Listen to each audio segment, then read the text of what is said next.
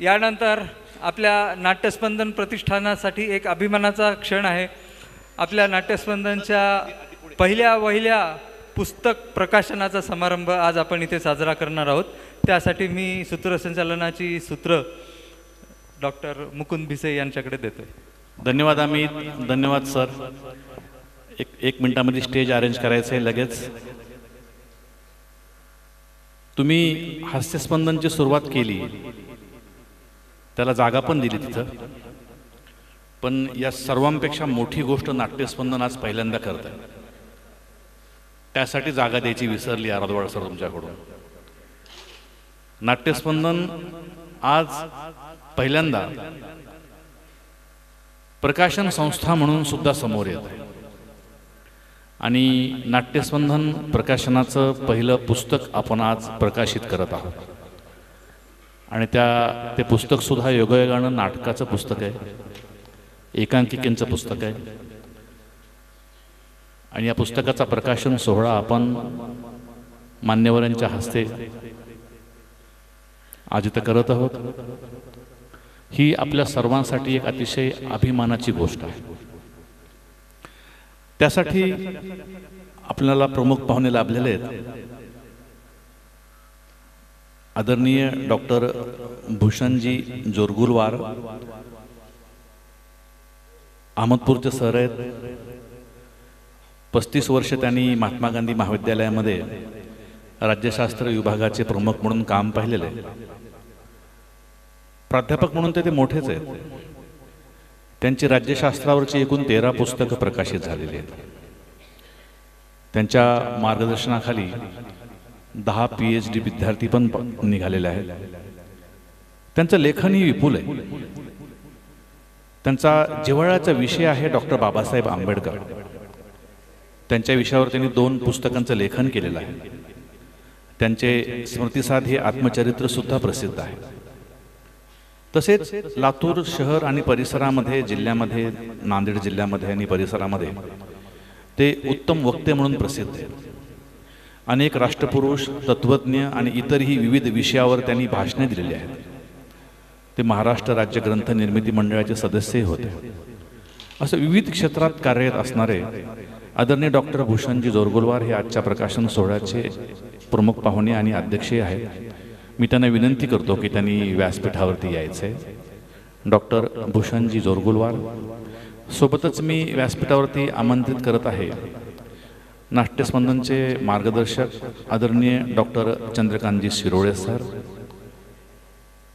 महाराष्ट्र परीक्षा निरीक्षण मंडळाचे सदस्य आणि आमचे मार्गदर्शक डॉक्टर श्रीयुत बाळकृष्णजी धायगोडे सर, नाट्यस्पंदनचे अध्यक्ष डॉक्टर अशोकजी आराधवाड सर आणि ज्यांचं पुस्तक प्रकाशित होत आहे त्या लेखिका डॉक्टर अनघा राजपूत सर। त्यांना सर्वांना विनंती करतो की त्यांनी स्थानापन्न व्हायचे।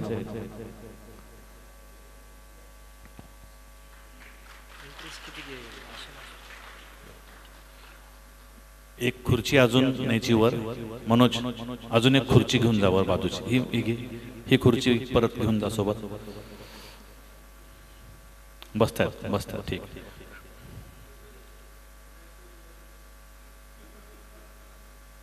सर्व पाहुण्यांचं नाट्यस्पंदन परिवारातर्फे स्वागत।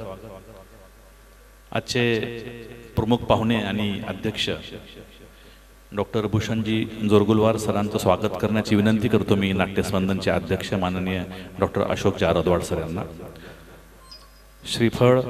शाल पुष्पगुच्छ देऊन त्यांचं स्वागत करतोय आजचे प्रमुख पाहुणे डॉक्टर भूषणजी जोरगुलवार सर यांचं।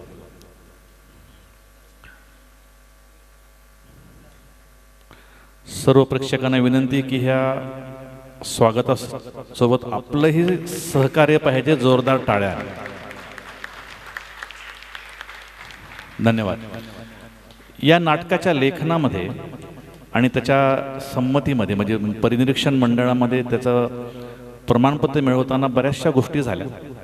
त्यामध्ये सतत सोबत होते आपले सहकारी बाळकृष्णजी धायगोडे सर। त्यांचा सत्कार करण्याची विनंती करतो मी संजय आयाचित यांना की त्यांनी त्यांचा सत्कार करावा।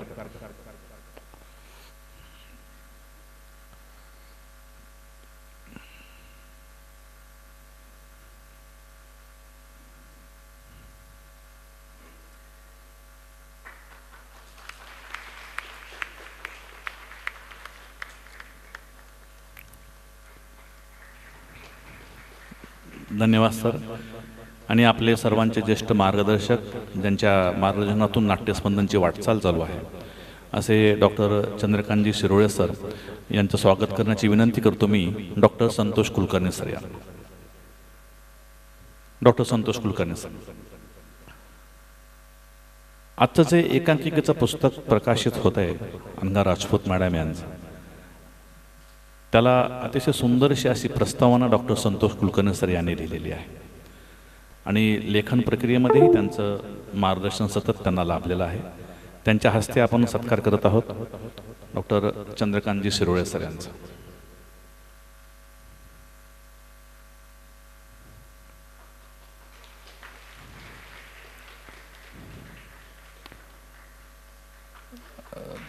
धन्यवाद संतोष सर.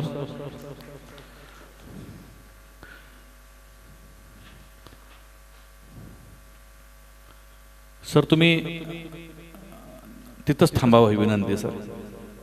आणि ज्या क्षणाची आपण वाट पाहत आहोत तो महत्त्वाचं म्हणजे पुस्तकाचं प्रकाशन. सर्व व्यासपीठावर आमंत्रित सदस्यांना विनंती करतो की त्यांनी पुस्तकाचं प्रकाशन करायचं. सर्वांनी कृपया उभं राहावं. पुस्तक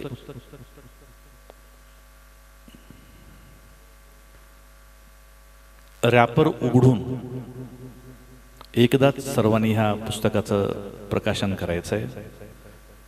आजचा दिवस खरं तर फक्त लेखकासाठी किंवा नाट्यस्पंदनसाठी आनंदाचा नाही, तर लातूरच्या नाट्य जगतासाठी आनंदाचा. कारण एका कलाकाराचा सर्जनशील प्रवास आज पुस्तक रूपात आपल्या सर्वांसमोर येत आहे.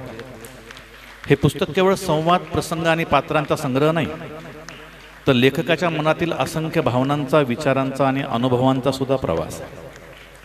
लेखिकेने आपल्या पहिल्याच नाटकातून माणसाच्या आयुष्यातील सूक्ष्म भावविश्व मांडण्याचा प्रयत्न केला आहे. पहिलं नाटक लिहिणं आणि ते प्रकाशित करणं ही अत्यंत धैर्याची आणि संवेदनशीलतेची गोष्ट आहे. कारण नाटक हे लेखनाचं सर्वाधिक जिवंत रूप आहे. त्यात शब्द बोलतात, शांतता अर्थ सांगते आणि संवादातून जीवन उलगडतं. लेखिकेने ही जबाबदारी अत्यंत प्रामाणिकपणे आणि संवेदनशील पार पाडली आहे. हे निश्चितच वाचकांना हे पुस्तक वाचल्यानंतर लक्षात येईल. अशा या पुस्तकाचं प्रकाशन होत आहे. आणि नाट्यस्पंदनसाठी अभिमानाचा क्षण हाच आहे की नाट्यस्पंदन आता प्रकाशन क्षेत्रातही उतरलं आहे आणि त्यांच्यामार्फत हे पहिलं पुस्तक प्रकाशित होत आहे. सर्वांच्या परवानगीनं मी जाहीर करतो की या पुस्तकाचं प्रकाशन झालेलं आहे. सर्वांनी टाळ्या वाजवायच्या. धन्यवाद सर्वांचं. आणि आता महत्त्वाची गोष्ट, आपण अनघा राजपूत मॅडमला एक अष्टपैलू कलावंत म्हणून ओळखतो. नुकतंच त्यांनी गाणं गायलं, त्या नाटकातही काम करतात आणि त्यांची विशेष ओळख आहे की त्या लेखिका आहेत. त्यांना कथा लेखनाचेही बक्षीस मिळाले, कविता लेखनाचेही बक्षिसे मिळालेले आहेत. त्या उत्तम वक्त्या पण आहेत. पण सगळ्यात महत्त्वाचं म्हणजे ते आता नाट्य लेखिका झालेल्या आहेत. आणि नाट्यस्पंदन त्यासाठी खूप अभिमानानं सांगू इच्छितो की आमच्या या अष्टपैलू कलावंतासोबत आमचा संपूर्ण परिवार सदैव सोबत आहे. त्यांची ही लेखणी अशीच बहरत जावो. यांचं हे पहिलं पाऊल एकांकिकेचं. त्यांच्या हातातून असंख्य एकांकिका आणि नाटकं लिहिले जावेत. नाट्यस्पंदनच्या कलावंतांना ते सादर करण्याची संधी मिळावी म्हणून एक प्रेमळ भेट आम्ही त्यांना देत आहोत. आता लेखिकेला काय भेट द्यावं ते सुचतच नव्हतं. मग नंतर सुचलं की आपण त्यांना लेखनासाठी शुभेच्छा देत आहोत. एक छोटासा पेन सर्व नाट्यस्पंदन परिवारातर्फे आणि मोमेंटोसुद्धा पेनचा, की त्यांनी अखंड लिहित राहावं यासाठी आमच्या शुभेच्छा आहेत. तर हा मोमेंटो देण्याची विनंती करतो मी आदरणीय जोरगुलवार सरांना की हा मोमेंटो आणि आमचा हा पेन मॅडमला द्यावा आणि त्यांच्या असंख्य भविष्यातील संपूर्ण लेखन जे होणार आहे त्यासाठी शुभेच्छा द्यावा. या पेनचं ओझं मोठं असणार आहे. 2 एकांकिका लिहून थांबणार नाही अशी मला विश्वास आहे. मी मॅडमला विनंती करतोय की त्यांनी हे लेखन चालू ठेवावं. हा पेन सदैव कायम त्यांच्यासोबत राहावा आणि नाट्यस्पंदनचे जे मोमेंटो आहे सुंदर, जो पेनाच्या जिभेसहित आहे तोही त्यांच्यासोबत राहावा. आणि ही जी प्रेरणा आहे फक्त मॅडमपुरती मर्यादित न राहता नाट्यस्पंदनच्या इतर सदस्यांनी सुद्धा लेखनाकडे वळावं, हे सुद्धा आपण आजच्या कार्यक्रमातून घ्यावं असं मला सर्वांना वाटतंय. आणि मी तुम्हाला एक महत्त्वाची गोष्ट सांगतोय, बऱ्याच जणांना ती माहीत आहे. आपले जे आजचे आदरणीय प्रमुख पाहुणे आहेत त्यांची मोठी ओळख मी करून दिली, त्यांना येईपर्यंत त्यांची माझी ओळख चालूच होती. पण एक वेगळी ओळख या व्यासपीठापुरती त्यांची सांगायची म्हणल्यानंतर ते आजच्या सत्कार मूर्तीचे अनघा राजपूतचे वडील आहेत. आणि आम्ही त्यांना फक्त वडील म्हणून आमंत्रित केलेलं नाही, त्यांच्या संपूर्ण लेखनाचा आणि त्यांच्या ज्ञानाचा व्यासंग असल्यामुळे आम्ही त्यांना आमंत्रित केलेलं आहे. आणि ते कन्येच्या पहिल्या प्रकाशन सोहळ्याला आहेत, हा या दुग्ध शर्करा योग आहे.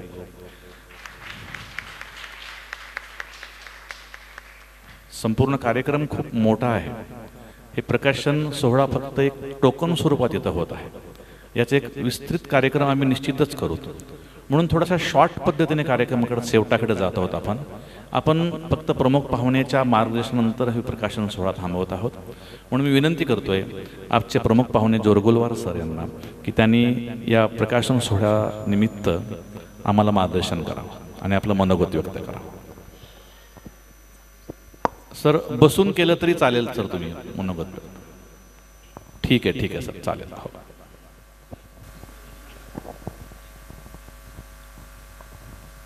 या नाट्यस्पंदन प्रतिष्ठानच्या वतीने मला ही जी संधी देण्यात आली त्याबद्दल मी त्यांचे मनापासून आभार मानतो. आमचे विद्यार्थी मित्र डॉक्टर अशोक आरदवाड, मी आमचे म्हणतो याचं कारण असं की परिचयामध्ये त्यांनी सांगितलं की हे राज्यशास्त्राचे आहेत आणि हे तर डॉक्टर आहेत, यांचे कसे काही विद्यार्थी असू शकतात असं वाटू शकते. पण ते माझ्या बायकोचे विद्यार्थी आहेत, ती केमिस्ट्री शिकवायची, त्याच्यामुळे मी आमचे विद्यार्थी म्हणतो, माझा विद्यार्थी म्हणून म्हटलेलं नाही. आणि दुसरी गोष्ट, त्यांचा आग्रह असा होता की एखाद्या गुरुकडे एखाद्या शिष्याने आग्रह धरावा, नाही तुम्ही आलंच पाहिजे हैदराबादहून. म्हटलं मी येणार, तुमचा एवढा आग्रह आहे तर मी येणार. आणि ही एक फार मोठी अपॉर्च्युनिटी तुम्ही मला देत आहात. मला नामदेव ढसाळ, पद्मश्री नामदेव ढसाळची आठवण येत आहे. नामदेव ढसाळांनी अनेक पुस्तकं लिहिली. एका पुस्तकाच्या प्रकाशन समारंभाला त्यांनी आपल्या आईला बोलवलं. गल्लीमध्ये थोडंसं छोटंसं असं मांडव घातलं, आईच्या हस्ते आपल्या पुस्तकाचं प्रकाशन केलं आणि जमलेल्या श्रोत्यांना प्रत्येकाला 1-1 किलो कांदे दिले की घरी जाऊन याचा काहीतरी उपयोग व्हावा. तर त्या ढसाळांची मला आठवण येत आहे. मित्रांनो, पुस्तकांच्या बाबतीत जर बोलायचं झालं, अत्यंत संवेदनशील अशा विषयावर लेखिकेने लेखन केलेलं आहे. पॉज, शहाण्या वाटा आणि वेड्या वाटा या 2 एकांकिका एका सिटिंगमध्ये सहज वाचणं होऊ शकते. संवेदनशील विषय आहे पण सार्वत्रिक आहे. एका कुटुंबापुरतं मर्यादित नाही, एका व्यक्तीपुरतं मर्यादित नाही, हा सार्वत्रिक प्रश्न आहे. अशा सार्वत्रिक प्रश्नावर खरं तर खूप अगोदरपासूनच संवाद झडले पाहिजे होते. अशा विषयांना हात घालण्याचं धाडस कुणीतरी करायला पाहिजे होतं, परंतु दुर्दैवाने तसं घडलेलं नाही. याचं कारण असं, रजोनिवृत्तीनंतर जी एक अवस्था माता भगिनींच्या जीवनामध्ये येते, जाणीव असते, बोलत कोणी नाही, व्यथा वेदना बोलत नाही. हे कोणीतरी बोललं पाहिजे आणि त्याच्यावर काय उतार आहे, काय मार्ग आहे, काय पर्याय आहे, काय उपाययोजना आहे, याचं फार मोठ्या प्रमाणामध्ये विचारांचं मंथन झालं पाहिजे. मुळात स्त्री सुलभ जी लज्जा असते प्रत्येक घरातल्या स्त्रियांच्यावरती एक प्रकारचं अदृश्य असं एक दडपण असते की स्त्रीने कसं वागावं. आता आम्ही लहानपणी पाहतो तो पदर न घेता आलेल्या स्त्रीकडे लोक म्हणायचे काय उर्मट बाई. तो काळ गेला. या काळामध्ये पदर कोणी घेतलं काय नाही घेतलं काय याची फारशी चर्चा होत नाही.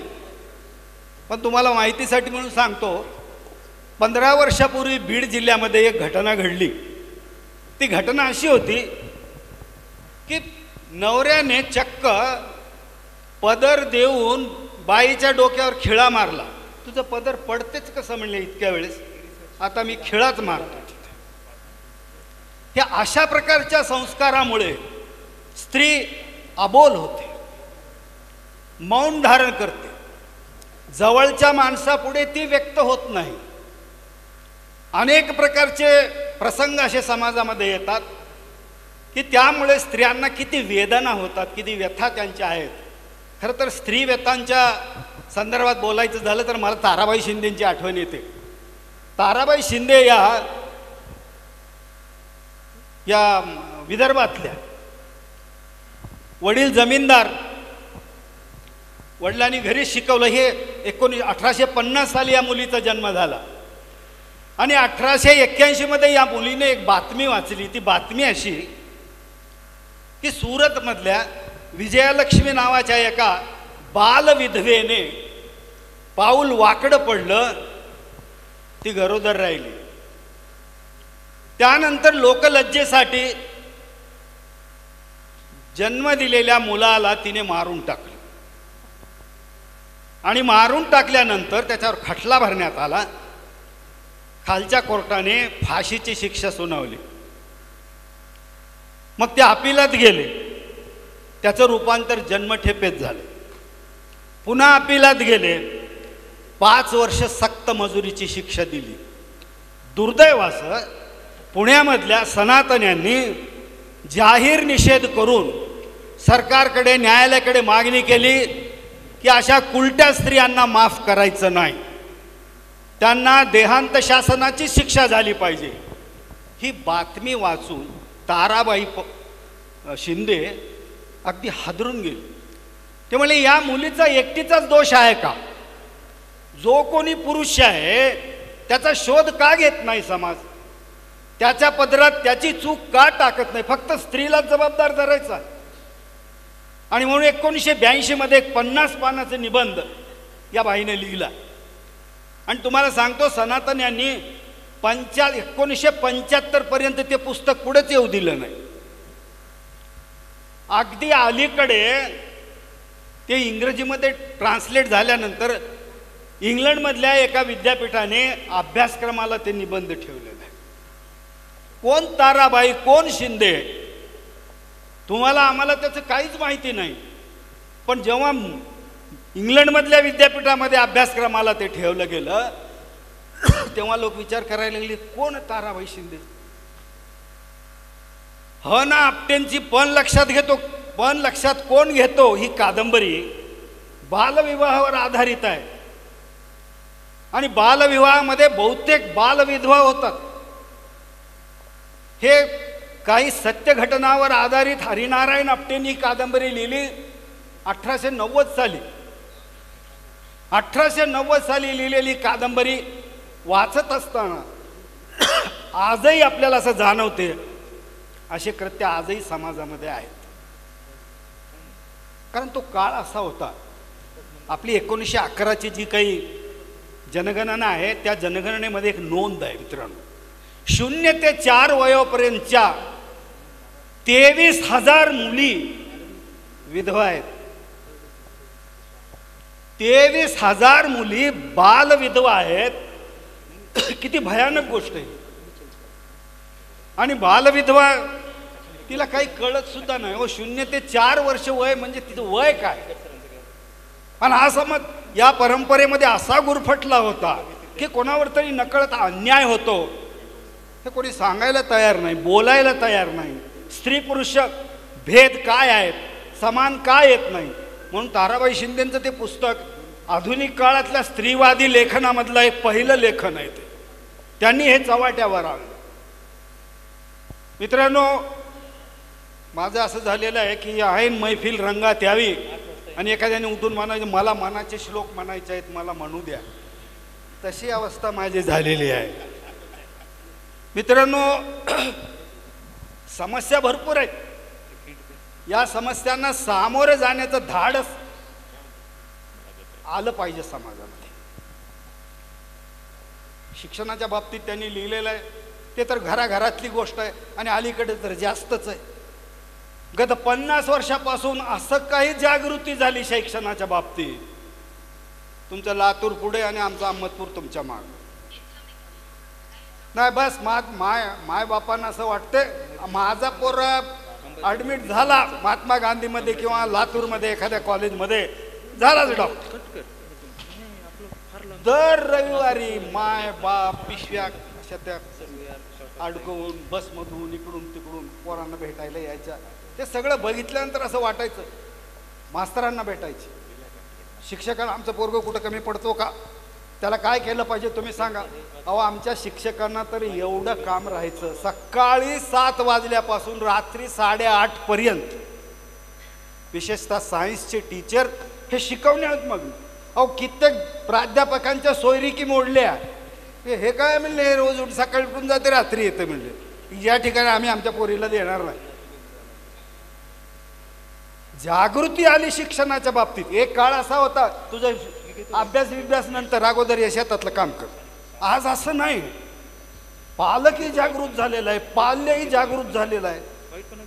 आणि या जागरूकतेचा परिणाम असा झाला, पोरं खेळणं विसरून गेलेले आहेत, बालपण विसरून गेलेले आहेत. एकच ध्यास, पाहुणा जरी घरात आला तरी सगळ्यांना अडचण. अहो, पोरगं यावर्षी मॅट्रिकला आहे, आमचं पोरगं यावर्षी 12वीला आहे. पाहुण्यांना कळायला पाहिजे. किती माणसं असं मर्यादित जीवन जगायला लागले. काय कित्येक कुटुंब असे आहेत, मुलगा 11वी 12वीला आला, घरातली टीव्ही बंद. नाही, ती चांगल्या गोष्टीसाठी बंद होत असेल तर चांगलं आहे, पण अभ्यासासाठी बंद. माझा एक कलिग अर्थशास्त्राचा प्राध्यापक, त्याचा पोरगा 12वीला आला, त्याला केमिस्ट्री समजेना. बापाने पूर्ण 12वीची केमिस्ट्रीचा अभ्यास केला. अर्थशास्त्राचा प्राध्यापक 12वीच्या केमिस्ट्रीचा अभ्यास करतो आणि पोराला सांगतो की मीच शिकवतो आता तुला. म्हणजे कुठपर्यंत गेलेलं आहे. म्हणून या समस्या फार गंभीर आहेत मित्रांनो. आता याला सोडवायच्या कशा? सोडवणं म्हणजे प्रबोधन झालं पाहिजे. आणि प्रबोधनाचं महत्तम साधन म्हणजे मी वाङ्मय कृतीकडे वाङ्मयाचे जे अनेक प्रकार आहेत, या सगळ्या प्रकारांच्या माध्यमातून या समस्येला भिडलं पाहिजे. जसं दारूच्या व्यसनावरती राम गणेश गडकरींनी एकच प्याला लिहिला 1917 मध्ये, एकच प्याला लिहिला. या नाटकाचा इतका परिणाम झाला की त्या काळामध्ये लोक दारूच्या व्यसनी गेलेल्या माणसाला सुधाकर म्हणून बोलवायचे आणि त्याच्या बायकोला सिंधू म्हणून बोलवायचे. कारण शिरवाडकरांनी एक ठिकाणी म्हटलेलं आहे की राम गणेश गडकरीची प्रतिभा म्हणजे हे जंगल आहे. या जंगलामध्ये अनेक आकाराचे झाड आहेत, अनेक आकाराच्या वेली आहेत. याची सावली एकच प्यालावरती सुद्धा पडली आणि त्या सावलीतून त्यांनी जे व्यक्तिचित्र उभं केलेलं आहे सिंधूचं, या सिंधूच्या व्यक्तिचित्रामध्ये रांगडेपणा नाही, अतिशयोक्ती नाही, अहंकार नाही. मग काय आहे? नितळ हृदय स्पर्शी करुणामय मूर्ती सिंधूंची त्यांनी उभं केलेली आहे. सिंधू 4थ्या अंकामध्ये फाटलेली साडी नेसून स्टेजवर येते रंगमंचावर. कारण त्याच्या अगोदर काही दिवस राम गणेश गडकरींनी असं सांगितलं होतं की या बालगंधर्वाला मी एक दिवस फाटलेली लुगडं नेसल्याशिवाय राहणार नाही. कारण बालगंधर्व म्हणजे अहो एका अप्रतिम साड्या नेसायच्या, एकापेक्षा एक भरझरी अशा साड्या. आणि यांनी प्रतिज्ञा केली की मी याला फाटकं लुगडं नेसवल्याशिवाय राहणार नाही. अगोदर गंधर्व मंडळीकडे नव्हतं, नंतर उशिरा आलं. अहो, बालगंधर्वांचं सुद्धा किती महत्व आहे. आपल्या अंबाजोगाईचे आहेत ते ओरिजिनली, देशपांडे कुटुंब. मध्य प्रदेशमध्ये गेले, तिथं त्यांचं आडनाव राजहंस झालं. कोकणात गेले, कुलकर्णी झाला. पुण्यात आले, बालगंधर्व झाले.